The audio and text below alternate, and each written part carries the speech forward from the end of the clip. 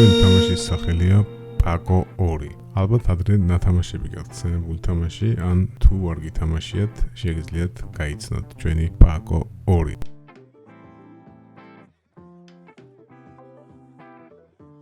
თამაშის მენიუ საკმაოდ მარტივია, ძალიან ადვილად ყენდება ყველაფერი და თავიდან გეძლევათ 1 ან 2 მანქანა. შემდეგ შეძლებს დაგვარად, როდესაც თქვენ დააგროვებთ რაღაც გარკვეულ თანხას ან ქულებს, შესაძლებლობა გაქვთ გადახვიდეთ ან გააპგრეიდეთ ახალ მანქანაზე.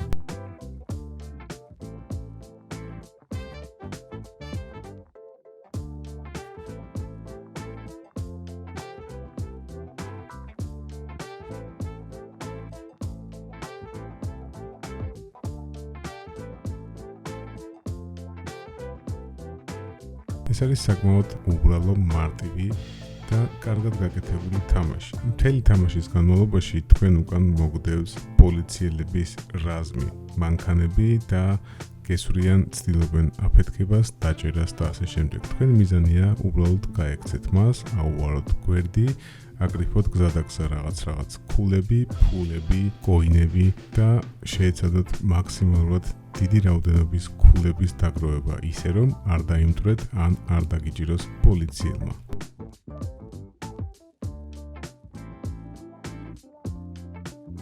ერთადერთი რაც არ მომეწონა ამ თამაშის, ეს არის, როდესაც მოკლავენ, გაკლდება რაღაც ქულები, არ შეგიძლიათ გააგრძელოთ იმ წუთასვე ხანდახან თამაში და იძლებული ხართ უყუროთ რაღაც 25 წამიან ვიდეოებს, რომელიც ხანდახან მოსაბეზრებელია, მაგრამ თამაში იმდენად აზარტულია, მაინც უყურე ამ ვიდეოებს და გავაგრძელე, ავკრიფე სიცოცხლეების რაოდენობა და გავაგრძელე ისევ თამაში. მოგეთ რომ თქვათ, საკმაოდ ისეთი კარგი და გასართობი დროის მოსაკლავი თამაშია.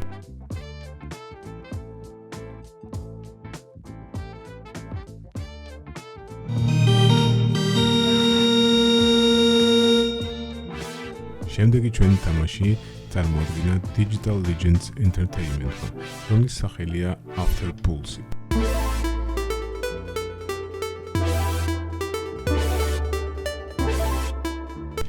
ხსენებული თამაში არის ეგრეთ წოდებული რაღაც საომარი ვითარებების მსგავსი, ჩვეულებრივი სასროლი თამაში, ანუ სტრილალკაა, ესე ვთქვათ და დასაწყისში თქვენ იწყებთ რაღაცა პატარა ტუტორიალის გავლით, ანუ იმ შემთხვევაში თუ არ გაივლით ტუტორიალს, ვერ გადადიხართ თამაშზე. რაღაცა ნაზავია Counter Strike-ისა, Medal of Honor-ის და მსგავსი რაღაცა საომარი თამაშების.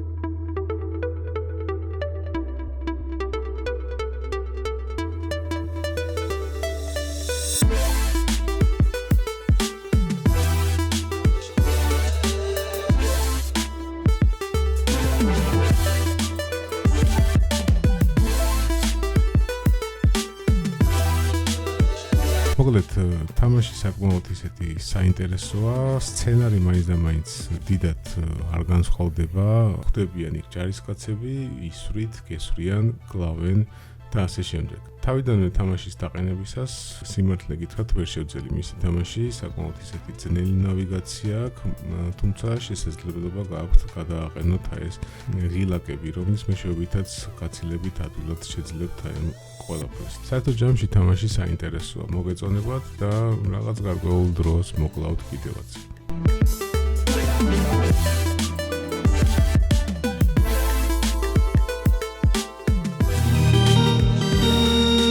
შემდეგი ჩვენი თამაშის სახელია Critical Opus.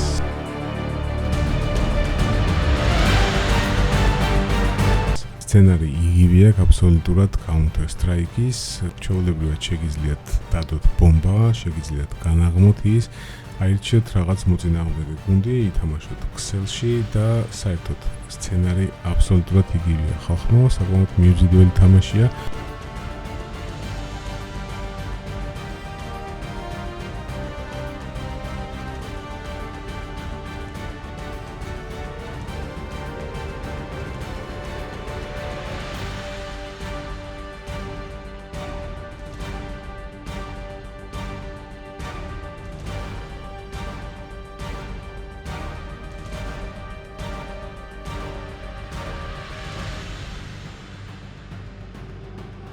ნავიგაცია მომეწონა ძალიან ადვილად არის განლაგებული ბუტონები, ეგრეთ წოდებული სასრული ღილაკები და დასაწყისში როგორც ყველა მსგავსი თამაშისა უნდა გაიგოთ ეგრეთ წოდებული სავარჯიშო ტუტორიალი. ამ ტუტორიალის გავლის შემდეგ უკვე გადადიხართ ქსელურ თამაში, გეკითხებათ თქვენი ნიკნეიმის არჩევას და შემდეგ უკვე იწყებთ ომს. დიახ, ეს არის დაუნდობელი ომი რამოდენიმე ჯგუფს შორის. სიმართლე გითხრათ, ეს თამაში ძალიან მომეწონა, იმიტომ რომ საკმაოდ გამიადვილდა ნავიგაცია, საკმაოდ გამიადვილდა სიარული, დამიზნება, კარგი მენიუ აქვს, ოფციებიც საკმაოდ ესეთი კარგად დაყენებადია და ბევრი ხალხიც დაახოცე კიდევაც.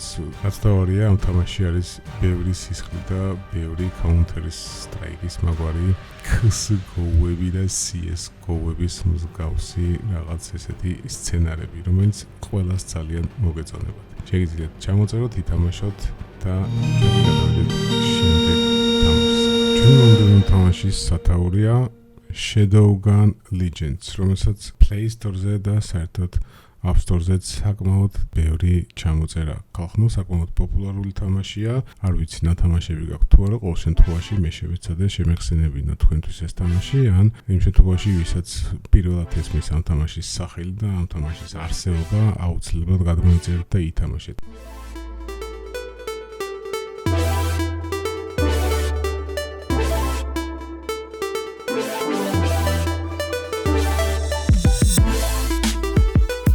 თამაში ცოტა ფანტასტიკური ჟანრისაა, იარაღებიც ცოტა ისეთი ფუტურისტულია და რაღაცა მომავლის გარემოში ჩნდებით და სიმართლე გითხრათ, რატომღაც ეს თამაში მაგონებს Crysis, ანუ Crysis 3, Crysis 2 და ასე შემდეგ. ალბათ გაგებულიც გაქვთ და ნათამაშებიც გაქვთ ეს თამაში და ძალიან ბევრი სროლებია, ძალიან ბევრი ეტაპებია და ნავიგაციაც კარგია ამ თამაშს, კრიფავთ იარაღებს, ტყვიებს და ცვლით და ასე შემდეგ.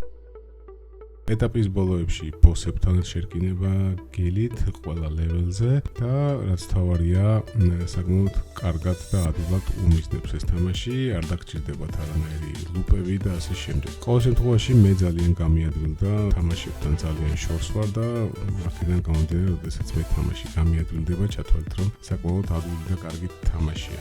ადვილიც რა მოგახსენოთ, მაგრამ სილამაზით, გაკეთებით ხარისხით, საკმაოდ ხარისხიანი და კარგი თამაშია. აუცილებლად ჩამოწერეთ, ითამაშეთ და ჩვენ კი გადავიდეთ ახლა მომდევნო თამაშზე.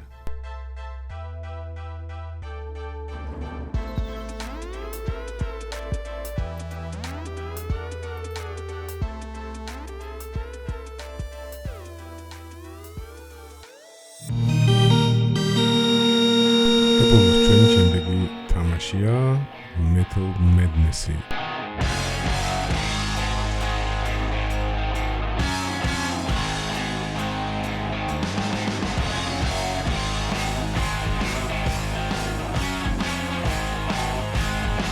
მთელი თამაშის სცენარი მდგომარეობს იმაში, რომ თქვენ ატარებთ მართავთ რაღაც მანქანას, რომელსაც დრო ააპგრეიდებთ, ცვლით და ასე შემდეგ.